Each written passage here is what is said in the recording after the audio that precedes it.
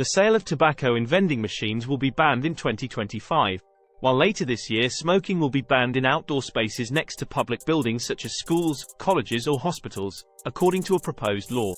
If the government's bill is approved by the Assembly of the Republic, it will no longer be possible to sell tobacco directly or through vending machines in places such as restaurants, bars, concert halls and venues, casinos, fairs and exhibitions.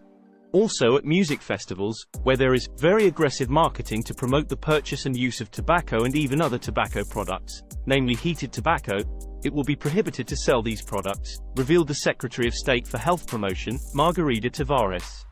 The objective is to restrict the sale of tobacco to tobacconists or similar establishments and at airports from January 2025. According to the official, the changes to the tobacco law, which should be approved on Thursday by the Council of Ministers, were essentially motivated by the need to transpose into national legislation the European Directive of June 29, 2022,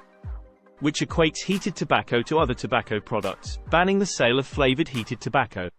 However, he stressed, the focus is really on health promotion, which involves disincentives for tobacco consumption and also reducing the possibility of access to tobacco, that is, the sale of tobacco. Tightening rules. Therefore, the rules regarding smoking in closed spaces with public access, where there are already great restrictions, will be tightened. Basically, there are no longer any places where you can smoke, with the exception of some spaces, such as restaurants, bars, nightclubs, which were installed in January of this year, as a result of legislation that allows places to have separate and protected spaces for smokers, and which they will be able to maintain until 2030. There are also very specific exceptions such as airports or other places where it is not possible to go somewhere else to smoke. Margarida Tavares highlighted as the most revolutionary alteration the restriction of the possibility of smoking in outdoor spaces, within the perimeters where buildings with public access are installed, such as hospitals, health centers, schools or colleges, a measure that should enter into force on the 23rd of October. In some places, such as prisons, perhaps it would be a little unfair for us to do the same thing, she said, explaining that it is possible to delimit a properly marked space where it is possible to smoke.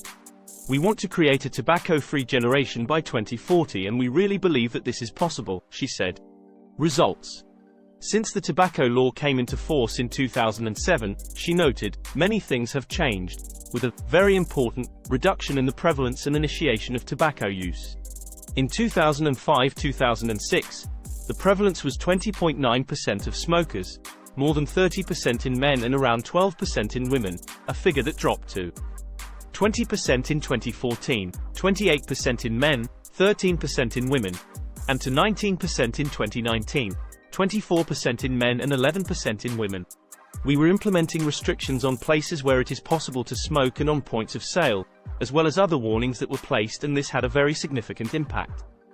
particularly on young people, she stressed, recalling a study by the Institute of Public Health of the University of Porto, which found that, in 2003,